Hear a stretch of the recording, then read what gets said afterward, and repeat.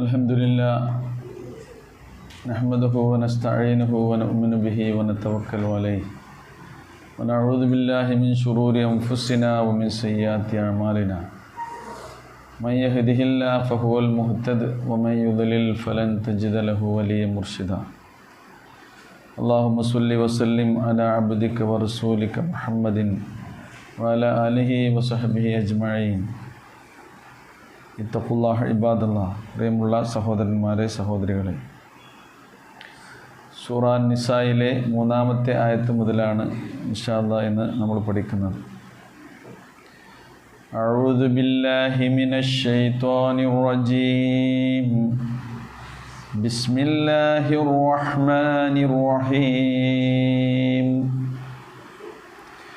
وإن خفتم ألا تقسطوا في اليتامى فانكحوا ما طاب لكم من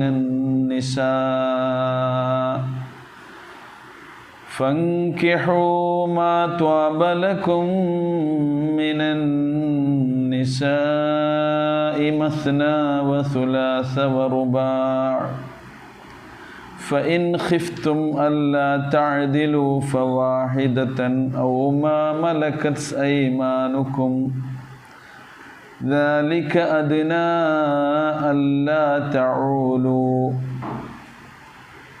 وآتوا النساء صدقاتهن نحلا فإن تبن لكم عن شيء منه نفسا فكلوه هنيئا مريئا ولا تؤتوا السفهاء أموالكم التي جعل الله لكم قياما وارزقوهم فيها واكسوهم وقولوا لهم قولا معروفا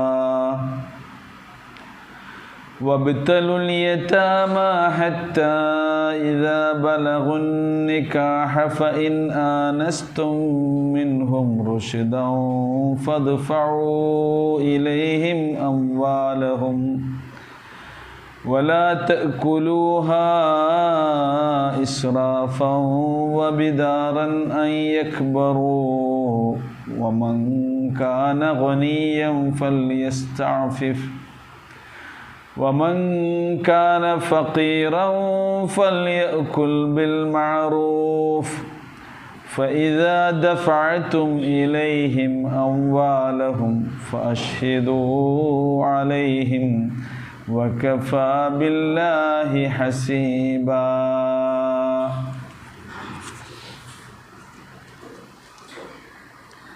അനാഥ സംരക്ഷണത്തിൻ്റെ കാര്യത്തെക്കുറിച്ചാണ് കഴിഞ്ഞ ക്ലാസ്സിൽ അവസാനത്തെ ആയത്തിൽ നമ്മൾ വിശദീകരിച്ചത്.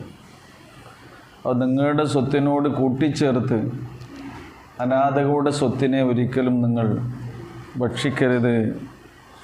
അങ്ങനെ നിങ്ങൾ നല്ലതിന് പകരം ഒരിക്കലും ദുഷിച്ചതിനെ മാറ്റിയെടുക്കരുത് എന്നൊക്കെയുള്ള ആശയമാണത്. വലാ തതബദ്ദലുൽ ഖബീസ ബിത്വയ്യിബ് വലാ തഅക്കുലു അംവാലഹും ഇലാ അംവാലിക്കും. അങ്ങനെ ചെയ്യുക എന്നുള്ളത് ഇന്നഹു കാന ഹുർബൻ കബീറാണ്, അത് കൊടും പാതകമാണ് എന്നാണ് അല്ലാഹു സുബ്ഹാനഹു വ തആല വിശദീകരിച്ചത്. അറബികളുടെ ഒരു അവസ്ഥ, അന്നത്തെ ഒരു സാമൂഹിക അവസ്ഥ, അനാഥകളോട് ആദരവ് കാണിക്കുകയും അനാഥകളുടെ സ്വത്ത് അതൊരിക്കലും ഭക്ഷിക്കാൻ പാടില്ല എന്നുള്ളൊരു മനസ്ഥിതിയുള്ള ആൾക്കാരായിരുന്നു അവർ. എന്നിട്ടും അല്ലാഹു സുബ്ഹാനഹു വ തആല എന്ത് ചെയ്യാണ്, അവരെ ഒന്നുകൂടി ഈ കാര്യം ഉണർത്തുകയാണ് ചെയ്യുന്നത്. എന്നാൽ അതോടൊപ്പം തന്നെ അവരെന്ത് ചെയ്തിരുന്നു, ബഹുഭാര്യത്വം അത് അവരുടെ ജീവിതത്തിൽ ഉണ്ടായിരുന്നു. ബഹുഭാര്യത്വം എന്ന് പറഞ്ഞാൽ എണ്ണമറ്റ സ്ത്രീകളെ വിവാഹം ചെയ്തുകൊണ്ട് ഇങ്ങനെ അതിലൊരു പരിധിയൊന്നും അവർക്കുണ്ടായിരുന്നില്ല എന്നാണ്. അപ്പോൾ അങ്ങനെയുള്ളൊരു സാഹചര്യത്തിൽ അനാഥകളായ സ്ത്രീകളെ വിവാഹം കഴിക്കുന്ന കാര്യത്തെ സൂചിപ്പിച്ചുകൊണ്ട് അല്ലാഹു സുബ്ഹാനഹു വ തആല സ്ത്രീകൾക്ക് അവർക്ക് കൂടുതൽ സംരക്ഷണം നൽകാൻ വേണ്ടി പറയുന്ന കാര്യങ്ങളാണ് താഴെ ചേർത്തിട്ടുള്ളത്. ബഹുഭാര്യത്വത്തിന് ഒരു പരിധി നിശ്ചയിക്കുകയാണ് ഈ ആയത്തിലൂടെ ചെയ്യുന്നത്. ജാഹിലിയ കാലത്ത് നിലവിലുണ്ടായിരുന്ന എണ്ണമറ്റ സ്ത്രീകളെ വിവാഹം കഴിക്കുക എന്നുള്ള അവരുടെ മനോഗതിയെ അതിനെ നിയന്ത്രിച്ചുകൊണ്ട് അല്ലാഹു സുബ്ഹാനഹു വ തആല പറയുന്നു, വൈൻ ഖിഫ്തും അല്ലാ തുഖ്സിതു ഫിൽ യതാമ, അനാഥകളുടെ കാര്യത്തിൽ നീതി പാലിക്കാൻ നിങ്ങൾക്ക് കഴിയുകയില്ല എന്ന് ഭയപ്പെടുകയാണെങ്കിൽ, വൈൻ ഖിഫ്തും നിങ്ങൾ ഭയപ്പെടുകയാണെങ്കിൽ, അല്ലാ തുഖ്സിതു നിങ്ങൾ നീതിമുറ പാലിക്കാനാവുകയില്ലെന്ന് നിങ്ങൾ ഭയപ്പെടുകയാണെങ്കിൽ, അങ്ങനെയാണ് എങ്കിൽ നിങ്ങൾ എന്ത് ചെയ്യണം? ഫൻകിഹു മാ ത്വാബലക്കും മിനൻ നിസാ, മറ്റു സ്ത്രീകളിൽ നിന്ന് നിങ്ങൾക്ക് ഇഷ്ടപ്പെട്ടവരെ നിങ്ങൾ വിവാഹം കഴിച്ചുകൊള്ളുവിൻ എന്ന് അല്ലാഹു സുബ്ഹാനഹു വ തആല ഈ ആയത്തിലൂടെ നമ്മെ പഠിപ്പിക്കുകയാണ്. ഐ വഇൻ അഹ്സസ്തും മിൻ അൻഫുസിക്കുമുൽ ഖൗഫ മിൻ അഖിലി മാലി സൗജ അൽ യതീമ, യതീമത്തായ ഒരു സൗജത്തിൻ്റെ സമ്പത്ത് തിന്നേണ്ടി വരുമെന്നുള്ള പേടി നിങ്ങൾക്ക് ഉണ്ടാവുകയാണെങ്കിൽ നിങ്ങൾ അവരെ കല്യാണം കഴിക്കേണ്ട. നിങ്ങളെന്ത് ചെയ്താലും മതി. ഫഅലൈക്കും അല്ലാ തതസവ്വജു ബിഹ, അവരെ നിങ്ങൾ കല്യാണം കഴിക്കേണ്ട. ഫഇന്നല്ലാഹ ജഅല ലക്കും മൻദൂഹത്തൻ അനിൽ യതാമ ബിമാ അബാഹ ലക്കും മിനത് തസവ്വുജി ബിഗൈരിഹിന്ന, അവരല്ലാത്ത സ്ത്രീകളെ നിങ്ങൾ കല്യാണം കഴിച്ചോളൂ എന്നാണ്. അത് എത്രയാകാം? അത് വാഹിദത്തൻ ഔ ഇസ്നത്തൈനി ഔ സലാസൻ ഔ അർബ. ഇവിടെ 2 മുതലാണ് അല്ലാഹു സുബ്ഹാനഹു വ തആല പറഞ്ഞു തുടങ്ങിയത് എന്നുള്ളത് കൊണ്ട് അത് ഒന്നിലധികം ഭാര്യമാരെ വിവാഹം കഴിക്കുക എന്നുള്ളതിനുള്ള പ്രോത്സാഹനമല്ല, നേരെ മറിച്ച് ഈ ബഹുഭാര്യത്വത്തിനൊരു നിയന്ത്രണം ഏർപ്പെടുത്തിക്കൊണ്ടാണ് അല്ലാഹു സുബ്ഹാനഹു വ തആല ഇങ്ങനെ ഈ കാര്യങ്ങൾ വിശദീകരിക്കുന്നത് എന്നാണ് നമുക്കതിൽ നിന്ന് മനസ്സിലാക്കാൻ കഴിയുന്നത്. അപ്പോൾ സ്ത്രീകളുടെ കാര്യത്തിൽ ഇസ്ലാമിന് മുമ്പുള്ള അവസ്ഥ, അതിന് പരിധിയില്ലാത്ത എണ്ണമായിരുന്നു അവർ വിവാഹം കഴിച്ചു കൂട്ടിയിരുന്നത്. അതിനെ ഇസ്ലാം എന്ത് ചെയ്തു? 1 അല്ലെങ്കിൽ 2, 3 എത്ര വരെ? 4 വരെ നിങ്ങൾക്ക് സ്ത്രീകളെ വിവാഹം കഴിക്കാം എന്നുള്ളതിന് പരിധി നിശ്ചയിച്ചുകൊണ്ട് അവരോട് സ്ത്രീകളുടെ കാര്യത്തിൽ അനീതി കാണിക്കാൻ പാടില്ല എന്നവരെ ബോധ്യപ്പെടുത്തുകയാണ് ചെയ്തിട്ടുള്ളത് എന്നാണ് ഇമാം ഇബ്നു ജരീർ തബരി റഹിമഹുല്ലാഹ് ഒക്കെ ഈ വിശദീകരണമാണ് ഈ ആയത്തിന് നൽകിയിട്ടുള്ളത്. അതാണ് വഇൻ ഖിഫ്തും അല്ലാ തുഖ്സിതു ഫിൽ യതാമ, അനാഥകളുടെ കാര്യത്തിൽ നിങ്ങൾ ഭയപ്പെടുകയാണെങ്കിൽ. എന്ത് ഭയപ്പെടുന്നു? അല്ലാ തുഖ്സിതു, അവരോട് നീതിമുറ പാലിക്കാനാവുകയില്ലെന്ന് നിങ്ങൾ പേടിക്കുകയാണ് എങ്കിൽ നിങ്ങൾക്ക് വിവാഹം കഴിക്കാം. ഫൻകിഹു, നിങ്ങൾ വിവാഹം കഴിക്കണം. മാ ത്വാബലക്കും, നിങ്ങൾക്ക് നന്നായി തോന്നുന്നവരെ. ആരിൽ നിന്നും? മിനൻ നിസാ, മറ്റു സ്ത്രീകളിൽ നിന്ന്. അനാഥകളെ നിങ്ങൾ കല്യാണം കഴിക്കേണ്ട. അതെത്ര വരെയാകാം? മസിന വസുലാസ വറുബാ. ഇനി അവർക്കിടയിലും 2 ഭാര്യമാരെ നിലനിർത്തുന്ന, 3 ഭാര്യമാരെ നിലനിർത്തുന്ന, 4 ഭാര്യമാരെ വരെ വിവാഹം കഴിച്ചുകൊണ്ട് നിലനിർത്തുന്ന ഭർത്താക്കന്മാർക്ക് അവർക്കിടയിൽ നീതിമുറ പാലിക്കാൻ നിങ്ങൾക്ക് കഴിയുകയില്ല എന്നും നിങ്ങൾ ഭയപ്പെടുകയാണെങ്കിൽ, കേട്ടോ, 2 പേടി അവിടെ പറഞ്ഞു. ഒന്ന്, അനാഥകളുടെ സ്വത്ത് തിന്നേണ്ടി വരും എന്നുള്ള പേടി നിങ്ങൾക്കുണ്ടെങ്കിൽ, ആ പേടി നേരത്തെ അവർക്കുണ്ട്. അപ്പോൾ അത് ഒന്നും കൂടി അല്ലാഹു സുബ്ഹാനഹു വ തആല അത് സൂചിപ്പിച്ചുകൊണ്ട് പറയാണ്. അപ്പോൾ ഇനി 2 വരെ നിങ്ങൾക്കാവാം, 3 ആവാം, 4 ആവാം എന്ന് പറഞ്ഞുകൊണ്ട് ഇനി 2 പേരെ വിവാഹം കഴിക്കുന്ന ഒരവസ്ഥ, 3 പേരെ വിവാഹം കഴിക്കുന്ന അവസ്ഥ, 4 പേരെ വിവാഹം കഴിക്കുന്ന അവസ്ഥ, അങ്ങനെയൊക്കെയാണെങ്കിൽ എന്ത് വേണം? അവിടെയും നീതി വേണം. ഫൈൻ ഖിഫ്തും അല്ലാ തഅദിലു അവർക്കിടയിലും നീതി പാലിക്കാൻ കഴിയുകയില്ലെന്ന് നിങ്ങൾ ഭയപ്പെടുകയാണെങ്കിൽ അപ്പോൾ നിങ്ങൾ എത്ര കല്യാണം കഴിക്കണം? അപ്പോൾ എത്ര കല്യാണം കഴിക്കണം? ഫവാഹിദ്. അപ്പോൾ നിങ്ങളൊരു വിവാഹം കഴിച്ചാൽ മതി എന്നാണ് ഖുർആൻ പറയുന്നത്. അതെ, 4 വരെ ആകാം ഒരു സമയത്ത്. ഒരാൾ 4 പെണ്ണുങ്ങളെ ഒന്നിച്ച് കല്യാണം കഴിക്കുന്ന അവസ്ഥ ഉണ്ടാകുമോ? അങ്ങനെ ഉണ്ടാവുമല്ലോ. 4 വരെ എന്ത് ചെയ്യാം? കല്യാണം കഴിക്കാമെന്നാണ്. അതാണ് ബഹുഭാര്യത്വത്തിൻ്റെ ഒരു അനുവാദം ഇസ്ലാം ഇവിടെ നൽകുകയാണ്. എന്തുകൊണ്ട് ബഹുഭാര്യത്വം എന്ന ചോദ്യത്തിന് ഉത്തരം. അപ്പോൾ അവസാനം ഈ ആയത്ത് പറഞ്ഞു വെക്കുന്നത് എന്താണ്? ഫൈൻ ഖിഫ്തും അല്ലാ തഅദിലു ഫവാഹിദ. നിങ്ങൾ എത്ര കല്യാണം കഴിച്ചാൽ മതി? നിങ്ങൾ ഒരു ഭാര്യയെ മാത്രം ഒരുത്തിയെ, വാഹിദ എന്ന് പറഞ്ഞാൽ ഒരുത്തിയെ നിങ്ങൾ കല്യാണം കഴിച്ചാൽ മതി. ബഹുഭാര്യത്വം ചിലപ്പോൾ വേണ്ടി വരുന്ന സന്ദർഭങ്ങളെ ഇസ്ലാം എന്ത് ചെയ്യുന്നില്ല? അതിനെ പരിഗണിക്കാതിരിക്കുന്നില്ല. അതുകൊണ്ടാണ് ഇതൊരു അനുവാദം അവിടെ ഇസ്ലാം നൽകിയിട്ടുള്ളത്. ഇതൊരു അനുവാദമാണ്.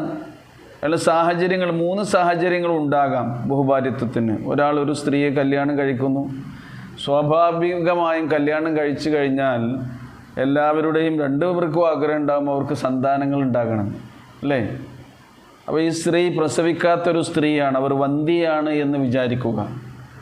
അങ്ങനെയാണെങ്കിൽ പിന്നെ വന്ധ്യത ഉണ്ട് എന്നതിനാൽ ആ സ്ത്രീയെ ഒഴിവാക്കല്ല വേണ്ടത്. പിന്നെ എന്ത് ചെയ്യണം? ആ സ്ത്രീയെ ഭാര്യയായിക്കൊണ്ട് തന്നെ നിലനിർത്തണം. അവർക്ക് എല്ലാവിധ സംരക്ഷണവും അവർക്ക് നൽകിക്കൊണ്ട് തന്നെ. ആദ്യത്തെ ഭാര്യയാണ് അവർ. അങ്ങനെ അള്ളാഹുവിൻ്റെ നിശ്ചയത്താൽ വന്ധ്യയായി തീർന്നു. അവർ രണ്ടാമത് ഒരു കല്യാണം കഴിച്ചുകൊണ്ട് അയാളുടെ സന്താനങ്ങൾ ഉണ്ടാകണമെന്ന ആഗ്രഹത്തിൻ്റെ പൂർത്തീകരണം സാധ്യമാക്കാൻ കഴിയും. ഇസ്ലാം അതിനൊരു അനുവാദം കൊടുക്കുകയാണ് ചെയ്യുന്നത്. ആ ഡോർ ക്ലോസ് ചെയ്യല്ല, അവിടെ ഓപ്പണാക്കി വെക്കുകയാണ്. അപ്പോഴും ഇവിടെ ഡൈവേഴ്സ് ചെയ്തുകൊണ്ട് നിങ്ങൾ രണ്ടാമതൊരു കല്യാണം കഴിക്കുക എന്നുള്ളതല്ല നീതി. അപ്പോൾ അതുകൊണ്ടാണ് ബഹുഭാര്യത്വത്തെ ഇസ്ലാം ഒരു നിലക്ക് പ്രോത്സാഹിപ്പിക്കുന്നത്. അൻ യതസവ്വജ റജുലു ഇംറഅത്തൻ ആഖിറൻ വഹുവ യവദ്ദു അൻ യകൂന ലഹു വലദ്. സ്വാഭാവികമായും കുട്ടി ഉണ്ടാകണമെന്ന് ആഗ്രഹിക്കുന്ന ഒരു വ്യക്തി കല്യാണം കഴിച്ചത് വന്ധ്യയായ ഒരു സ്ത്രീയാണെങ്കിൽ അപ്പോൾ അവരുടെ മസ്ലഹത്തിന് വേണ്ടി, ജീവിതത്തിൻ്റെ നന്മയ്ക്ക് വേണ്ടി അയാൾക്ക് എന്ത് ചെയ്യാം? അവളെ നിലനിർത്തിക്കൊണ്ട് തന്നെ വേറെ ഒരു സ്ത്രീയെ വിവാഹം കഴിക്കാം. ആ അനുവാദമാണ് ഇസ്ലാം നൽകുന്നത്.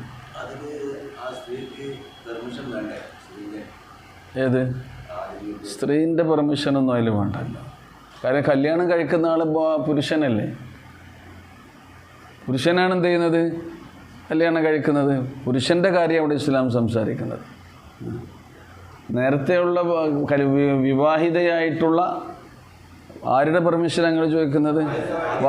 ആദ്യത്തെ ഭാര്യൻ്റെ പെർമിഷനൊന്നും ആവശ്യമില്ല കേട്ടോ. ആദ്യത്തെ ഭാര്യയായി നിന്നു കേട്ടോ. അങ്ങനെ പെർമിഷൻ വേണമെന്നുള്ള ഒരു കണ്ടീഷനും ഇവിടെ ഇസ്ലാം പറയുന്നില്ല. അങ്ങനെയാണെങ്കിൽ നടക്കൂല. ആരെങ്കിലും സമ്മതം കൊടുക്കുമോ? ഇസ്ലാം എപ്പോഴും ഒരു കാര്യം നിയമം പറയുമ്പോൾ എന്താണ്? സാധ്യമായത്, നടപ്പിലാക്കാൻ പറ്റുന്ന കാര്യങ്ങൾ, പ്രാവർത്തികമായ പ്രയോഗവൽക്കരിക്കാൻ പറ്റുന്ന കാര്യങ്ങൾ ഇസ്ലാമിലൊരു നിയമമായിട്ടുള്ളൂ. കഴിയാത്ത കാര്യങ്ങളൊന്നും പറയില്ല.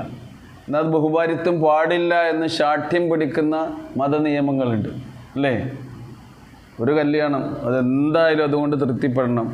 അപ്പോൾ ഇതേ ഒരു കേസ് വേറെ ഏതെങ്കിലും ഇങ്ങനെ ബഹുഭാര്യത്വം പാടില്ലെന്ന് ശാഠ്യം പിടിക്കുന്ന മതത്തിൽ ഉണ്ടാകുകയാണെങ്കിൽ എന്താ ചെയ്യുക? അവർ സഹിച്ചോളണം ജീവിതം മുഴുവൻ. അപ്പോഴാണ് എന്ത് ചെയ്യുന്നത്? ഗ്യാസ് സിലിണ്ടറൊക്കെ പൊട്ടിത്തെറിക്കുന്നത്. അടുക്കളയിൽ ഗ്യാസ് സിലിണ്ടർ പൊട്ടിത്തെറിച്ചിട്ട് എന്ത് ചെയ്യും? ഭാര്യ മരിച്ചു പോകും. അങ്ങനത്തെ സാഹചര്യങ്ങളൊക്കെ സൃഷ്ടിക്കപ്പെടുകയാണ്. അങ്ങനെ ഇതൊന്നും ഒഴിവായി കിട്ടണമെന്നില്ല നിനക്ക്. അപ്പോൾ അതിനൊന്നും എന്ത് ചെയ്യുന്നില്ല? വഴിയൊരുക്കുകയല്ല. ഇസ്ലാം ഒരു പ്രകൃതി മതമാണ്. മനുഷ്യൻ്റെ എല്ലാ കഴിവുകേടുകളും അറിയുന്ന അള്ളാഹു സുബ്ഹാനഹു വ തആലയാണ് ഇതിൻ്റെ നിയമങ്ങളൊക്കെ എന്ത് ചെയ്യുന്നത്? സംവിധാനിക്കുന്നത്. രണ്ടാമതെന്തുണ്ടാകാം? ഭാര്യ അവർ പ്രായാധിക്യത്താലുള്ള അവശതകളുണ്ടാകാം ഭാര്യയ്ക്ക്. രണ്ടാമത്തേതാ പറയുന്നത് അൻ തക്ബുറൽ മർഅത്തു വതബ്ലുഗ സിന്നൽ യഅസ്. അങ്ങനെ അവശതകൾ ഉണ്ടാകുന്ന സന്ദർഭത്തിൽ പുരുഷനാണെങ്കിലോ അയാൾക്ക് നല്ല തോക്കത്തുള്ള ആരോഗ്യവാനായ അവസ്ഥയിലാണ് എങ്കിൽ അയാളുടെ ആവശ്യങ്ങൾ നിറവേറാത്ത സന്ദർഭത്തിൽ വേറൊരു ഭാര്യയെ ഒരു സ്ത്രീയെ വിവാഹം കഴിക്കുന്നതിന് ഇസ്ലാമിൽ എന്തല്ല തടസ്സമല്ല. അതൊക്കെ മാനുഷികമായ കാര്യങ്ങളെ ഇസ്ലാം അംഗീകരിച്ചു കൊടുക്കുന്നു എന്നുള്ളതാണ്. മൂന്നാമതായി ഇതേപോലെ തന്നെ ചില പുരുഷന്മാർക്ക് ഒന്നിലധികം ഭാര്യമാരെ വേണ്ടി വരും. ശാരീരികമായ പ്രത്യേകതകളും അവരുടെ ആവശ്യങ്ങളും അതിനും എന്തല്ല ഇസ്ലാം എതിരായി നിൽക്കുന്നില്ല എന്നുള്ളതാണ്. നാലാമത്തെ സാഹചര്യം ഇങ്ങനെ ഇപ്പോൾ റസൂൽ കരീം സല്ലല്ലാഹു അലൈഹി വസല്ലമയുടെ കാലഘട്ടത്തിലൊക്കെ ആണെങ്കിൽ റസൂല് ഇതിനെ പ്രേരിപ്പിച്ചത് എന്തുകൊണ്ടാണെന്ന് ചോദിച്ചാൽ യുദ്ധസന്ദർഭങ്ങൾ. യുദ്ധത്തിൽ എന്ത് ചെയ്യും? ഭർത്താക്കന്മാരാണ് യുദ്ധത്തിന് പോകുക, പുരുഷന്മാരാണ് യുദ്ധത്തിന് പോകുക. ആ സന്ദർഭത്തിൽ രക്തസാക്ഷികളാകുന്ന മരണപ്പെടുന്ന പുരുഷന്മാർ അവരുടെ കുടുംബങ്ങൾ അനാഥരായി പോകുന്ന അവസ്ഥ ഉണ്ടാകും.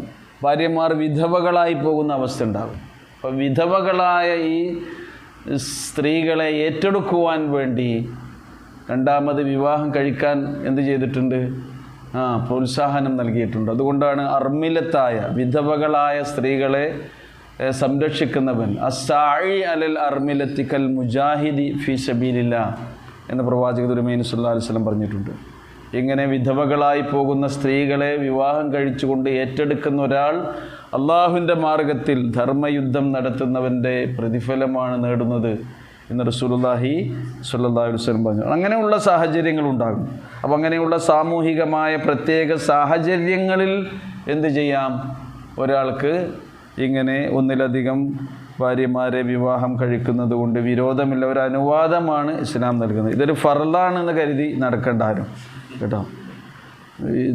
ഈ ആയത്തിങ്ങനെ ഇനിയിപ്പോൾ ഈ ആയത്താണല്ലോ ഇന്ന് എടുക്കാനുള്ളത്. അപ്പോൾ ചില ആൾക്കാർ ഇതിപ്പോൾ ആണുങ്ങൾക്ക് പ്രതീക്ഷയുള്ളൊരു ആയത്താണ് എന്ന് വിചാരിച്ച് ഞങ്ങൾക്ക് പ്രതീക്ഷ നൽകുന്ന ഒരു ആയത്താണ് ഇപ്പം ഇന്ന് പഠിക്കാനുള്ള. പ്രതീക്ഷ ഉണ്ട്, എല്ലാ ആയത്തുകളും നമുക്ക് തന്നെയാണ്.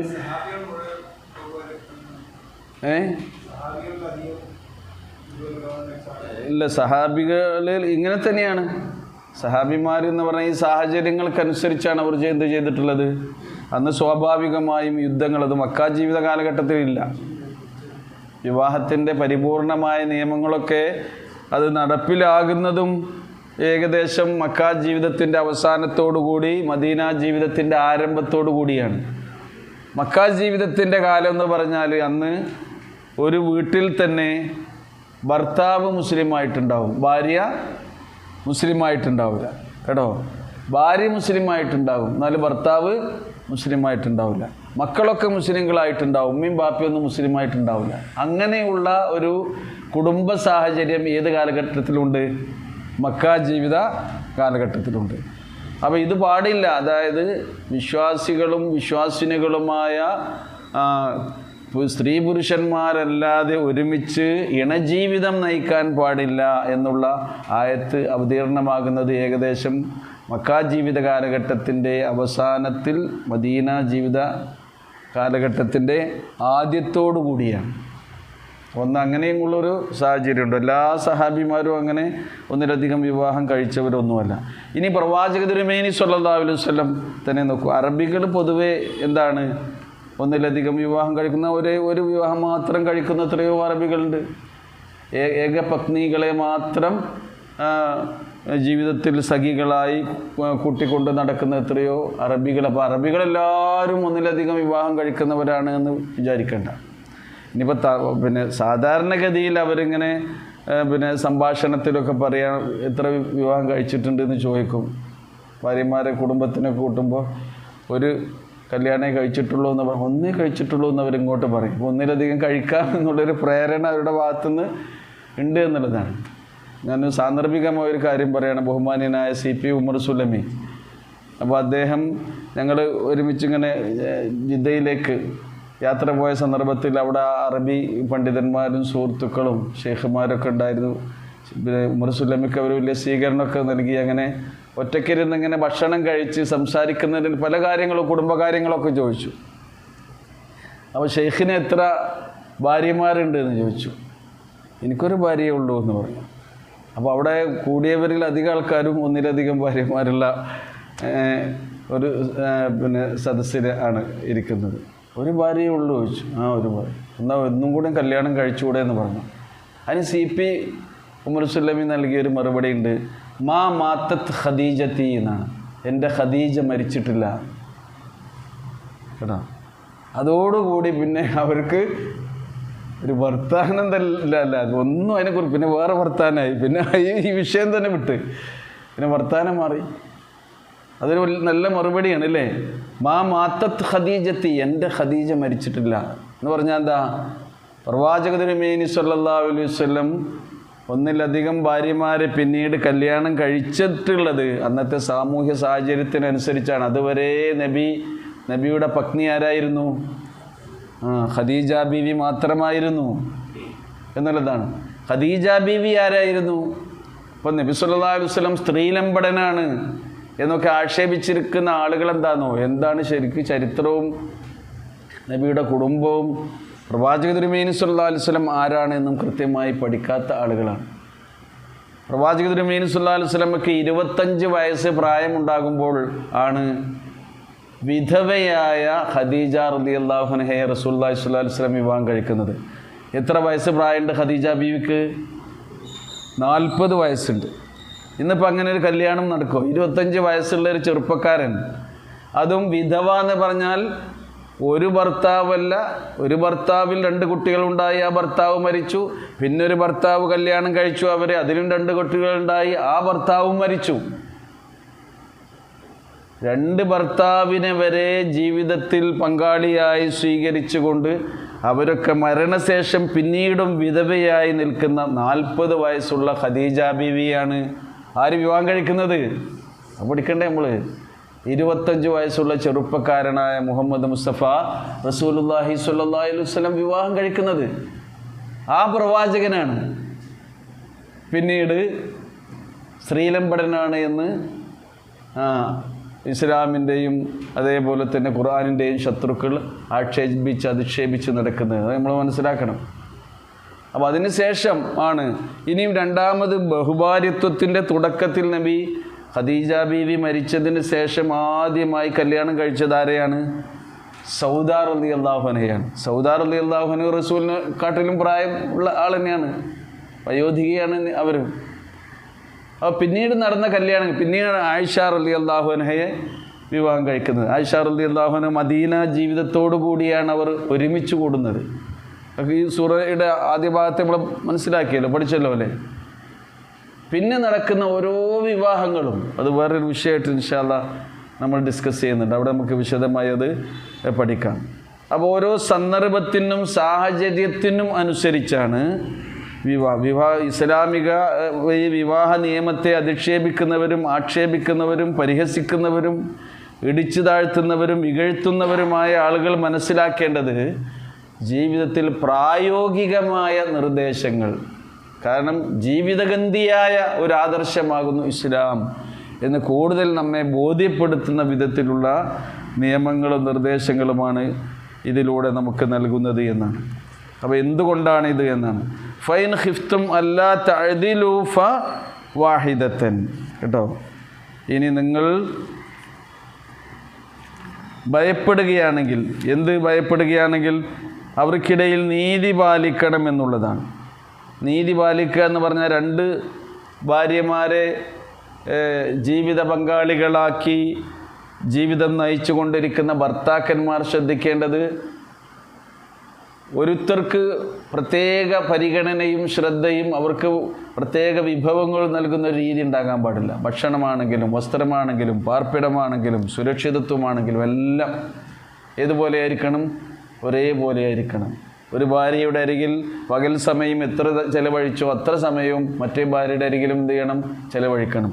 ഒരു ഭാര്യയുടെ അരികിൽ രാത്രി സമയം എത്ര ചെലവഴിച്ചോ അത്ര സമയം മറ്റേ ഭാര്യയ്ക്കും നൽകണം.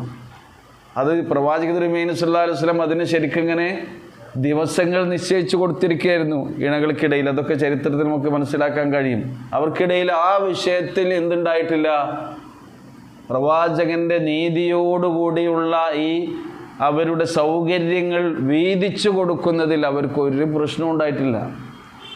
പ്രവാചക തിരുമേനി സല്ലല്ലാഹു അലൈഹി വസല്ലമക്ക് ഒരു ഭർത്താവ് എന്ന നിലക്ക് തൻ്റെ സഹധർമ്മിണികളിൽ നിന്ന് എല്ലാ നിലക്കുമുള്ള അംഗീകാരവും ആദരവും ബഹുമാനങ്ങളൊക്കെ കിട്ടിയിരുന്നു എന്നാണ്. എന്നാൽ ചിലപ്പോൾ ഈ ഇന്ന് സാധിച്ചു കൊള്ളണമെന്നില്ല. മനുഷ്യന് ചിലപ്പോൾ പിന്നെ ഒന്നിലധികം ഭാര്യമാരുള്ള ഒരു ഭർത്താവിനെ സംബന്ധിച്ചിടത്തോളം അവരോട് ഇഷ്ടവും സ്നേഹവും പോലെയുള്ള മാനസികമായ അടുപ്പങ്ങൾ ഉണ്ടാകും, അല്ലേ? അത് പ്രവാചക തിരുമേനി സല്ലല്ലാഹു അലൈഹി വസല്ലമക്കും ഉണ്ടായിരുന്നു. ഈ മാനസികമായ അടുപ്പങ്ങൾ എന്ന് പറഞ്ഞാൽ ഒരിക്കലും അത് വീതം വെക്കാൻ പറ്റാത്തൊരു സംഗതിയാണ്. അതുകൊണ്ടാണ് ഖുർആൻ അത് പ്രത്യേകം എടുത്തു പറയുന്നുണ്ട്. റസൂൽ കരീം സല്ലല്ലാഹു അലൈഹി വസല്ലം ഇങ്ങനെ പ്രാർത്ഥിക്കുകയും ചെയ്തിട്ടുണ്ട്. സൂറത്തുൻ നിസായിലെ 129 ആയത്ത് നമുക്ക് പഠിക്കാനുള്ളതാണ്. അവിടെ നമുക്ക് വിശദമായിട്ട് പഠിക്കാൻ, ഇവിടെ ഒരു സൂചന മാത്രമേ നൽകുന്നുള്ളൂ കേട്ടോ. അതിൽ പറയുന്നത് എന്തായിരുന്നു? വലൻ തസ്തതിഉ അൻ തഅദിലു ബൈനൻ നിസാ വലു ഹറസ്തും. വലൻ തസ്തതിഉ, നിങ്ങൾക്കൊരിക്കലും സാധിക്കുകയില്ല. എന്തിന്? അൻ തഅദിലു ബൈനൻ നിസായി, ഈ സ്ത്രീകൾക്കിടയിൽ നീതി പാലിക്കാൻ നിങ്ങൾക്ക് കഴിയുകയില്ല. വലു ഹറസ്തും, നിങ്ങളതിനെ എത്ര കൊതിച്ചാലും എന്ന് പറയുന്നുണ്ട്. അപ്പം നമുക്ക് സാധിക്കാത്തൊരു കാര്യം പിന്നെ നിങ്ങൾ നീതി പാലിക്കണം എന്ന് പറഞ്ഞ് പഠിച്ചോ കൽപ്പിക്കുമോ? അപ്പോൾ ഇതേത് വിഷയത്തിലാണ്? അപ്പോൾ നീതി പാലിക്കേണ്ടത് എന്താണ്? ഭൗതികമായി അവർക്ക് നമ്മൾ നൽകേണ്ട എല്ലാവിധ സംരക്ഷണത്തിലും അതേപോലെ തന്നെ അവർക്ക് ഭൗതികമായി നൽകേണ്ട സൗകര്യങ്ങളിലുമാണ് നീതി പാലിക്കേണ്ടത്. അല്ലാത്തതിൽ നിങ്ങൾക്ക് നീതി പാലിക്കാൻ കഴിയില്ല. ഇതിനെയും ഈ ആയത്തിനെ എടുത്തിട്ട് ചെയ്യാറുണ്ട്. ഖുർആനിൽ ഒരു സ്ഥലത്ത് പറഞ്ഞ് നേരെ വിരുദ്ധമായ കാര്യം മറ്റൊരു സ്ഥലത്ത് പറയുന്നുണ്ട്, സാധാരണ ആക്ഷേപിക്കാറുണ്ട്. ഇതിൻ്റെ കാര്യങ്ങൾ നമ്മൾ മനസ്സിലാക്കണം.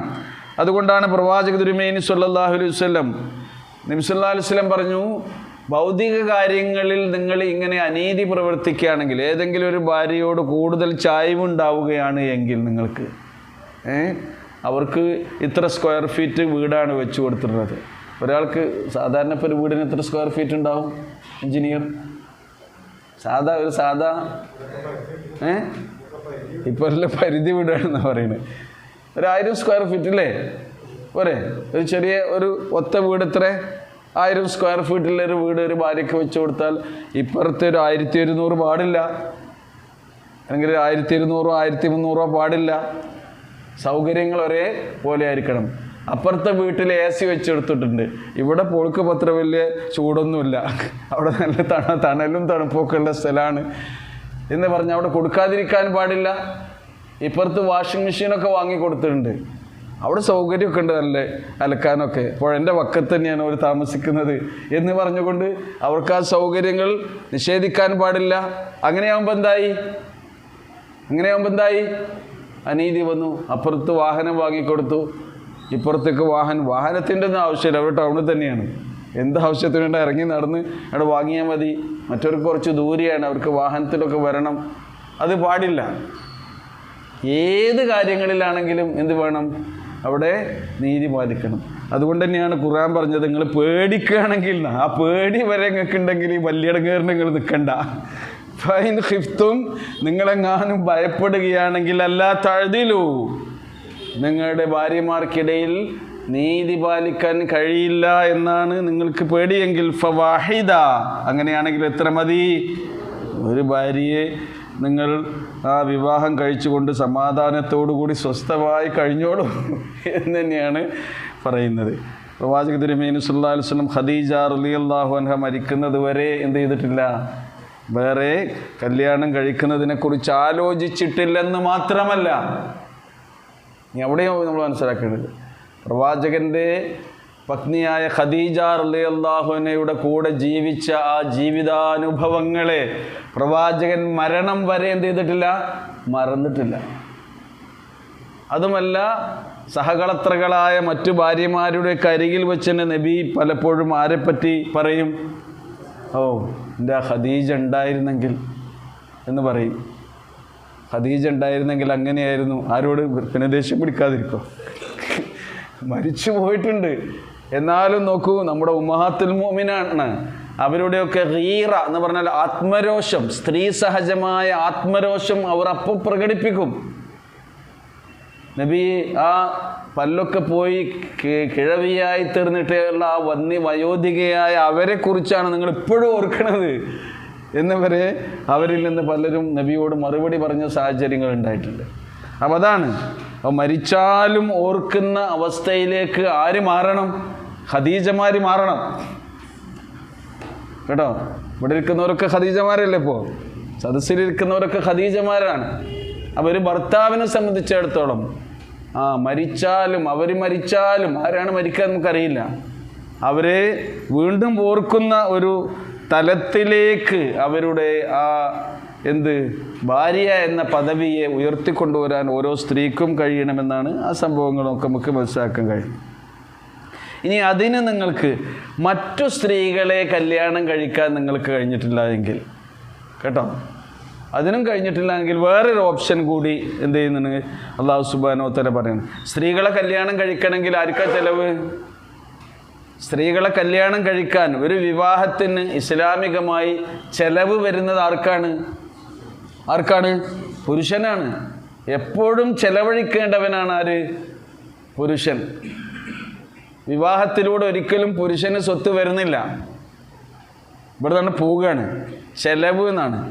ചിലവ് എന്ന് ചില ആൾക്കാർ മനസ്സിലാക്കിയിട്ടുണ്ട്. ചിലവ് എന്ന് ചിലത് കൊടുക്കുമ്പോഴാണ് എന്ത് വരിക? ചിലവ് എന്നുള്ളതല്ല ശരി, ചെലവ് എന്നാണ്. ചെല്ലുന്നതാണ് എന്ത്? ചെലവ്. ഞാൻ സ്പെല്ലിംഗ് മിസ്റ്റേക്ക് കൊണ്ട് സംഗതികൾ തെറ്റിപ്പോകേണ്ടതില്ല. അങ്ങോട്ട് ചെല്ലട്ടെ. എന്ത് ചെല്ലട്ടെ? പണം ചെല്ലട്ടെ, ചെലവഴിക്കൂ. അംഫിഖൂ എന്ന് പറഞ്ഞാൽ അതാണ്. ചിലർ അതിനെ എങ്ങനെയാണ് പറയുന്നത്? ചിലവ് എന്ന് പറയുന്നുണ്ട്. ചിലവല്ല, ചെലവാണ്. ചിലവ് മനസ്സിലായില്ലേ? ചിലതൊക്കെ അവരും കൊടുക്കട്ടെ, ചിലത് നമ്മളും കൊടുക്കുക. അങ്ങനെ സംഗതി ഇല്ല.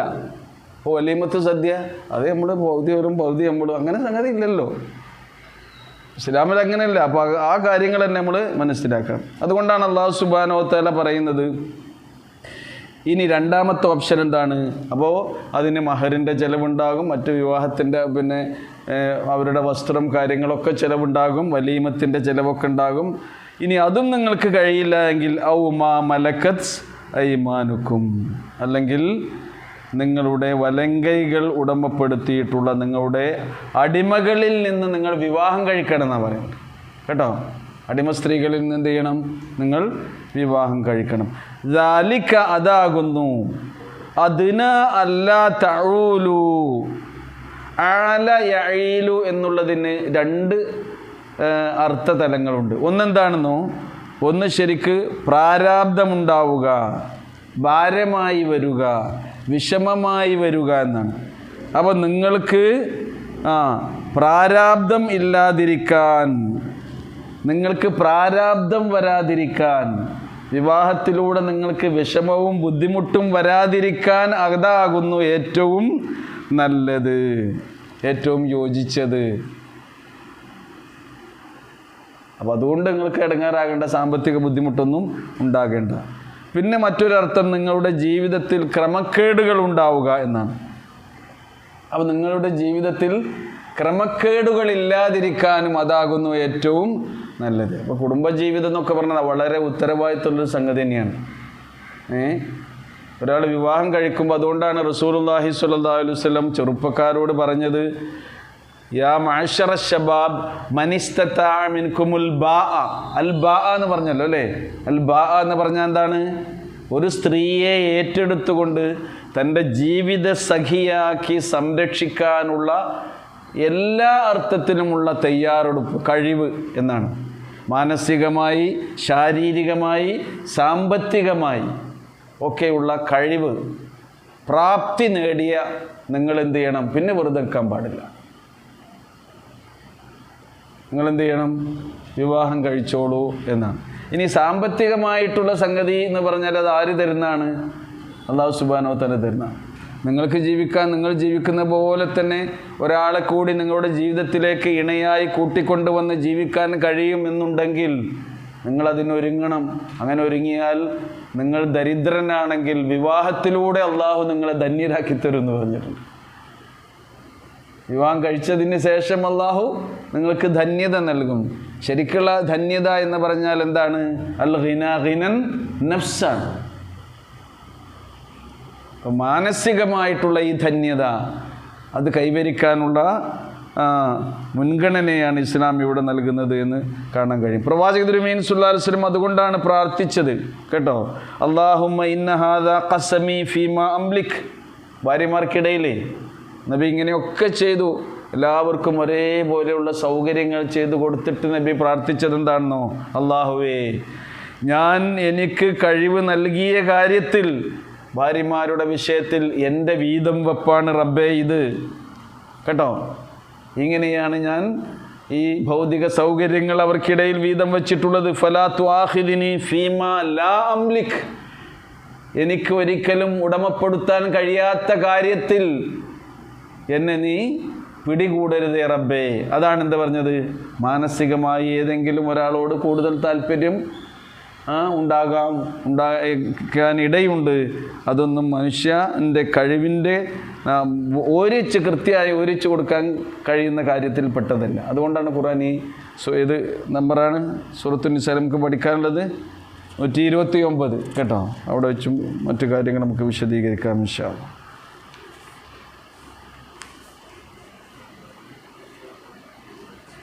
ഈ ആയത്ത് അവസാനിക്കുന്നത് എങ്ങനെയാണ്?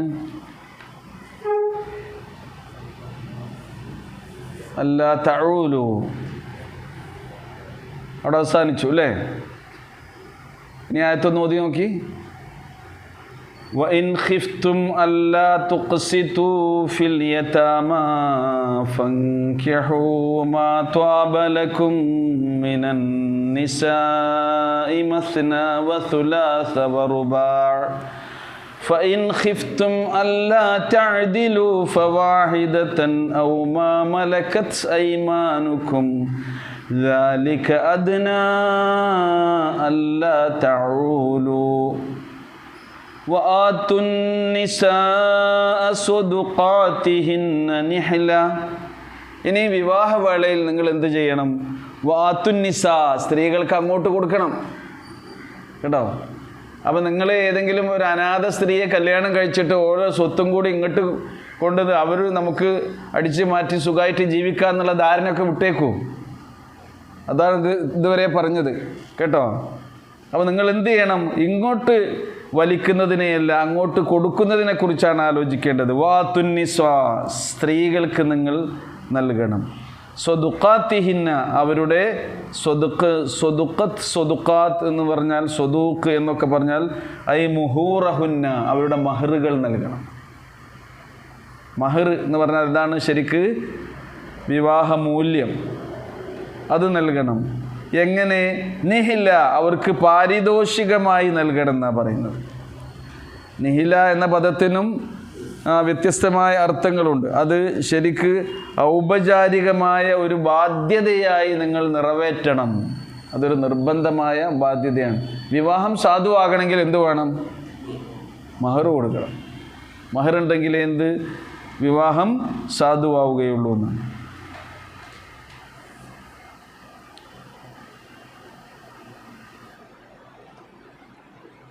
വാത്തു നിസാ സ്വദുഖാത്തിഹിന്ന നിഹില ഫഇൻ തിബ്ന ലക്കും അൻ ഷൈഇൻ മിൻഹു നഫ്സ ഫകുലൂഹു ഹനീഅൻ മരിഅ. ഒരിക്കലും അത് നമ്മൾ മഹർ എന്ത് ചെയ്യാൻ പാടില്ല? നിങ്ങൾക്ക് ഉപയോഗിക്കാൻ പാടില്ല. അത് സ്ത്രീകളുടെ അവകാശമാണ്.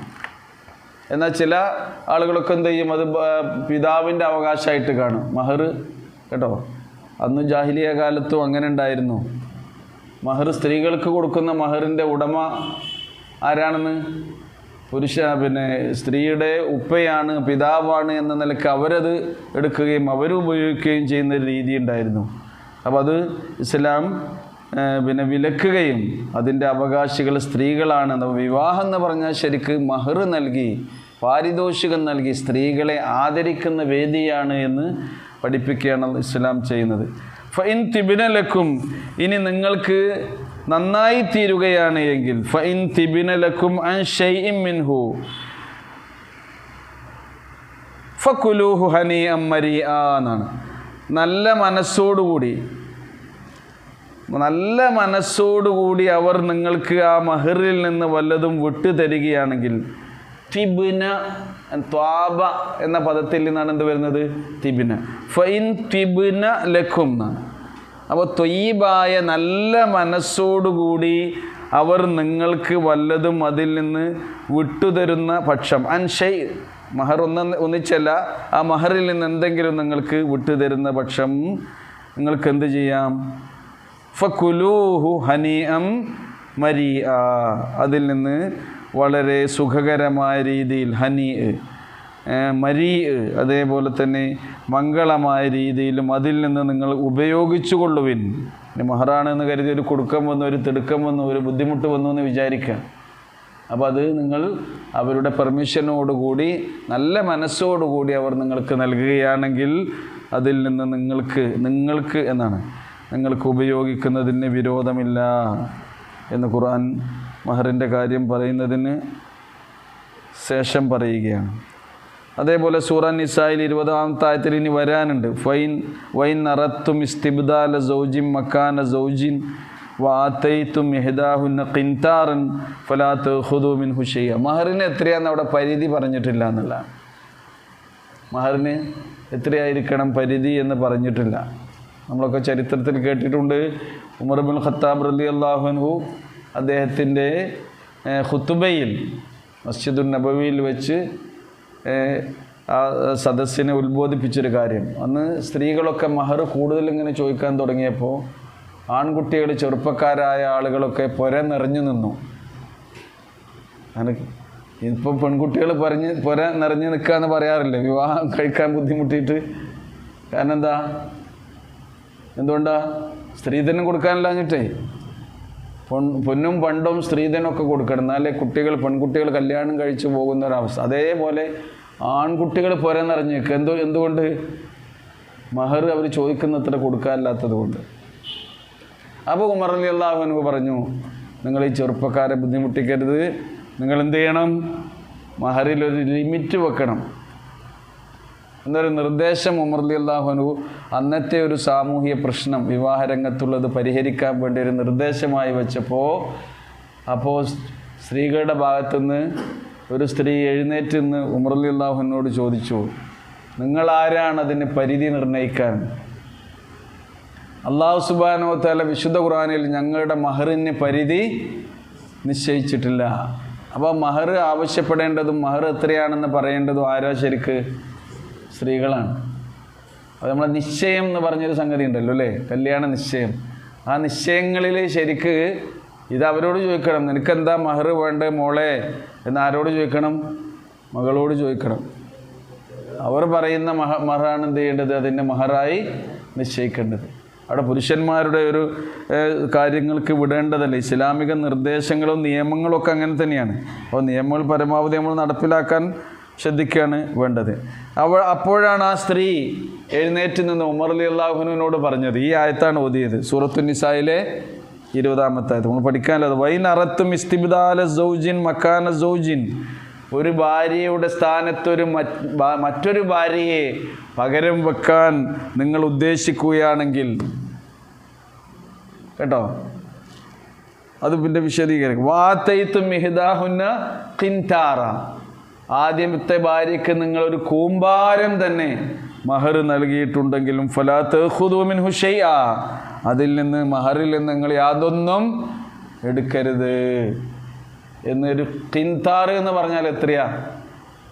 ഒരു കൂമ്പാരം. പഠിച്ചോൻ ഞങ്ങളുടെ മഹറിനെ കുറിച്ച് ഖുർആനിൽ പറഞ്ഞത് എന്താണ്?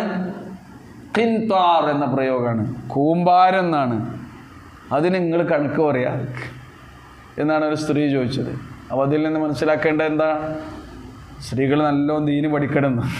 ഇനി ആരെങ്കിലും നിങ്ങളെ അവകാശങ്ങൾക്കെതിരിൽ ശബ്ദിക്കുകയാണെങ്കിൽ, മിമ്പർമെന്ന് ആരെങ്കിലും പറയുകയാണെങ്കിൽ വരെ നിങ്ങൾക്ക് എന്ത് ചെയ്യാം? ചോദ്യം ചെയ്യാനുള്ള വൈജ്ഞാനികമായ ഖുർആനിൻ്റെ പിൻബലത്തോടുകൂടി അതിൻ്റെ ചോദ്യം ചെയ്യാനുള്ള അവകാശവും കരുത്തും ശക്തിയും ഉശിരുമൊക്കെ നിങ്ങൾ നേടിയെടുക്കണം. സ്ത്രീകൾ തന്നെയാണ് ദീന് എന്ത് ചെയ്തിട്ടുള്ളത്? അതിനെ സംരക്ഷിച്ചിട്ടുള്ളതും അത് പ്രചരിപ്പിച്ചിട്ടുള്ളതൊക്കെ. അത് വേറെ വിഷയമാണ്, നമുക്ക് പിന്നെ പറയാം. അപ്പോൾ അത് ക്ലിയർ ആണല്ലോ. ഫഇൻ തിബ്ന ലക്കും അൻ ഷൈഇൻ മിൻഹു, മിൻഹു എന്ന് പറഞ്ഞാൽ ആ മഹറിൽ നിന്ന് കേട്ടോ, അതിൽ നിന്ന് നിങ്ങൾ കൊടുത്തതിൽ നിന്ന് അവർ നല്ല മനസ്സുമായി വല്ലതും നിങ്ങൾക്ക് നൽകുകയാണ് എങ്കിൽ ഫക്കുലൂഹു ഹനിഅൻ മരിആ, നിങ്ങൾക്ക് മംഗളമായും സുഖകരമായും അതിൽ നിന്ന് നിങ്ങൾ ഭക്ഷിച്ചു കൊള്ളുക എന്നാണ്. അപ്പോൾ സമ്പത്തിൻ്റെ കാര്യങ്ങളെക്കുറിച്ച് ഇനിയും സമ്പത്തിൻ്റെ കാര്യങ്ങളെക്കുറിച്ച് തന്നെയാണ് പറഞ്ഞു തുടങ്ങുന്നത്. വലാ തുഅ്തുസ്സുഫഹാ അംവാലക്കുമുല്ലതി ജഅലല്ലാഹു ലക്കും ഖിയാമാ. വലാ തുഅ്തുസ്സുഫഹാ എന്നാണ്. സഫീഹ് എന്നതിൻ്റെ ബഹുവചനമാണെന്ത്? സുഫഹാ എന്ന് പറഞ്ഞാൽ വിവേകം എത്തിയിട്ടില്ലാത്ത ആളുകൾ എന്നാണ്. മക്കളിൽ നിന്ന് വിവേകം എത്തിയിട്ടില്ലാത്ത ആളുകൾ എന്നാ ബുദ്ധിപരമായ പക്വത കൈവരിച്ചിട്ടില്ലാത്തവർ എന്നാണ് സഫീഹ് എന്നതിൻ്റെ അർത്ഥം. സുഫഹാ ആ ബുദ്ധിപരമായി പക്വത കൈവരിച്ചിട്ടില്ലാത്ത ആളുകളിൽ നിങ്ങൾ എന്തേൽപ്പിച്ചു കൊടുക്കാൻ പാടില്ല? സമ്പത്തെ ഏൽപ്പിച്ചു കൊടുക്കാൻ പാടില്ല. വലാ തുഅ്തുസ്സുഫഹാ അംവാലക്കും. അംവാലിനെ കുറിച്ച് അള്ളാഹ് പരിചയപ്പെടുത്തി തരുന്നത് എന്താണെന്നോ? അല്ലതി ജഅലല്ലാഹു ലക്കും ഖിയാമാ. അല്ലാഹു സുബ്ഹാനഹു വ തആല നിങ്ങളുടെ നിലനിൽപ്പിൻ്റെ മാർഗമാക്കി നിങ്ങൾക്ക് നൽകിയതാണെന്ത്? സമ്പത്ത്. ആ സമ്പത്തിനെ പരിപോഷിപ്പിക്കുകയാണ് വേണ്ടത്. സമ്പത്തിനെ ഡെഡ് മണിയായ ഒരു സ്ഥലത്ത് നിക്ഷേപിക്കാനും പാടില്ല കേട്ടോ. സ്വത്ത് പടച്ചോ നമുക്ക് നൽകിയിട്ടുണ്ടെങ്കിൽ എന്താ എത്ര ഉണ്ട്? അത് 100 പവൻ പിന്നെ സ്വർണ്ണമുണ്ട്. അതെവിടെയുള്ളത്? അത് ലോക്കറിലുണ്ട്. അതിനെനക്കുണ്ടാകുമോ? ഇല്ല. അതെന്ന് പറഞ്ഞാൽ ഡെഡ് മണിയാണ്. അങ്ങനെ പരിപാടി ഇസ്ലാം നമ്മളോട് പ്രോത്സാഹിപ്പിക്കുന്നില്ല കേട്ടോ. അതുകൊണ്ട് വല്ല നേട്ടമുണ്ടോ? ലോക്കറിൽ 100 പവനോ 200 പവനോ സ്വർണ്ണം ഉണ്ടായതുകൊണ്ട് ആർക്കാ നേട്ടം? ആർക്കാ നേട്ടം? എവിടെയാണത് നിക്ഷേപം? അതിന് വാടക കൊടുക്കണ്ടേ? അതിന് ചിലവല്ലേ? അത് കൊടുക്കുകയാണ്. നേരെ മറിച്ച് ആ സമ്പത്ത് എന്ത് ചെയ്യണം? ഇസ്തിസ്മാരിയായ നിലക്ക് പ്രത്യുൽപാദനപരമായ വഴിയിലൂടെ ആ സമ്പത്ത് ചെലവഴിക്കണം. എന്നിട്ട് സ്വത്ത് ജനങ്ങൾക്കിടയിൽ ക്രയവിക്രയം നടത്തപ്പെടുന്ന രീതിയിലേക്ക് കൈമാറണം. എന്നാൽ ഇയാൾക്കും അതിൽ വർധനവുണ്ടാകും. അത് ഫീൽഡിൽ ഇറങ്ങുകയാണെങ്കിലോ മറ്റുള്ളവർക്ക് അതുകൊണ്ട് ഉപകാരം ഉണ്ടാകും. കച്ചവടം, കൃഷി, അതേപോലെ ഇസ്ലാം അനുവദിച്ചിട്ടുള്ള സമ്പത്ത് വർദ്ധിപ്പിക്കാൻ ഇസ്ലാം അനുവദിച്ചിട്ടുള്ള ഹലാലായ വഴികളിൽ നിങ്ങളത് ചെലവഴിക്കുകയാണ് വേണ്ടത്. അതാണ് ഖിയാമ് എന്ന് പറഞ്ഞിട്ടുള്ളത്. അത് നിലനിൽപ്പിൻ്റെ ആധാരമായി അള്ളാഹു നിങ്ങൾക്ക് നിശ്ചയിച്ചു തന്നതാകുന്നു എന്ത്? സമ്പത്ത്. വലാ തുഅ്തുസ്സുഫഹാ, അത് ബുദ്ധിപരമായി പക്വത എത്തിയിട്ടില്ലാത്ത ഭോഷന്മാരുടെ കൈകളിൽ നിങ്ങൾ ഏൽപ്പിച്ചു കൊടുക്കരുത് എന്നാണ്. പിന്നെ എന്ത് ചെയ്യണം? വർസുഖൂഹും ഫീഹാ, ആ സമ്പത്തിൽ നിന്ന് നിങ്ങൾ അവർക്ക് റിസ്ക് കൊടുക്കണം, ഉപജീവനം നൽകണം. വക്സൂഹും, അവർക്ക് ധരിക്കാനുള്ളതെല്ലാം നൽകണം. ഭക്ഷണം നൽകണം, വസ്ത്രം നൽകണം. മാത്രവുമല്ല വഖൂലൂ ലഹും ഖൗലൻ മഅറൂഫാ, അവരോട് നിങ്ങൾ നല്ല നിലയിൽ സഹവർത്തിക്കുകയും വേണം. നല്ല വാക്കുകളാണ് അവരോട് പറയേണ്ടത് എന്ന്. അപ്പോൾ ഇതും ശരിക്ക് ഇസ്ലാം സമ്പത്തിനെ എങ്ങനെ നോക്കിക്കാണുന്നുവെന്നും അതുകൊണ്ട് ഗുണകരമായ രീതിയിൽ ഉപകാരപ്രദമായ വിധത്തിൽ എങ്ങനെ അതിനെ കുടുംബത്തിനും വ്യക്തികൾക്കും സമൂഹത്തിനും വിനിയോഗിക്കാമെന്നും ഒക്കെ ഉള്ളതിൻ്റെ നിർദ്ദേശങ്ങളാണ് ഈ ആയത്തിലൂടെ അല്ലാഹു നമുക്ക് നൽകുന്നത്. ഒന്ന് ഓതി നോക്കൂ. വലാ തുഅ്തുസ്സുഫഹാ അംവാലക്കുമുല്ലതി ജഅലല്ലാഹു ലക്കും ഖിയാമൻ വർസുഖൂഹും ഫീഹാ വക്സൂഹും വഖൂലൂ ലഹും ഖൗലൻ മഅറൂഫാ. മഅറൂഫ് എന്ന് പറഞ്ഞാൽ എന്താണ്? മര്യാദയുള്ള സംസാരങ്ങളായിരിക്കണം, മര്യാദയുള്ള വാക്കുകളായിരിക്കണം. ഖൂലു ഖൗലൻ സദീദ എന്ന് ഖുർആൻ എടുത്ത് പറയുന്നുണ്ട് അല്ലേ? ഖൗലുൻ മഅറൂഫും ഖൗലുൻ സദീദ്, അതൊക്കെ അതിൽ പെട്ട് തന്നെയാണ്. സംസാരിക്കുമ്പോൾ അതിലൊരിക്കലും അധികമാകാൻ പാടില്ല എന്നർത്ഥം. സംസാരം മറ്റുള്ളവർക്ക് ഹൃദ്യമായ നിലയിൽ അനുഭവിക്കുവാനും ഒരു വേള ആസ്വദിക്കുവാനും വരെ കഴിയുന്ന രീതിയിലാക്കി തീർക്കാൻ ഒരാൾക്ക് കഴിഞ്ഞാൽ അത് അയാളുടെ വ്യക്തിത്വത്തിൻ്റെ ഏറ്റവും വലിയ അടയാളമാണ്. അങ്ങനെ സംസാരിക്കുന്ന ആളുകളെ നമുക്കിടയിൽ നോക്കൂ നിങ്ങൾ, അയാൾ അസാന്നിധ്യം പ്രത്യേകം ശ്രദ്ധിക്കപ്പെടും. ഓ, മറ്റേ ആൾ വന്നിട്ടില്ലല്ലോ, അയാളുണ്ടെങ്കിൽ വർത്താനം പറഞ്ഞാൽ തന്നെ നമുക്കൊരു സമാധാനമാണ്. അയാളുടെ 2 വാക്ക് കേട്ടാൽ തന്നെ നമ്മുടെ എല്ലാ പ്രയാസങ്ങളും കൊണ്ട് പോകും എന്നൊക്കെ പറയുന്ന വിധത്തിൽ നമ്മുടെ സംസാര ശൈലിയെ തന്നെ നമ്മൾ എന്ത് ചെയ്യേണ്ടതുണ്ട്? എഡിറ്റ് ചെയ്ത് മാറ്റേണ്ട കാലം അതിക്രമിച്ചിട്ടുണ്ട്.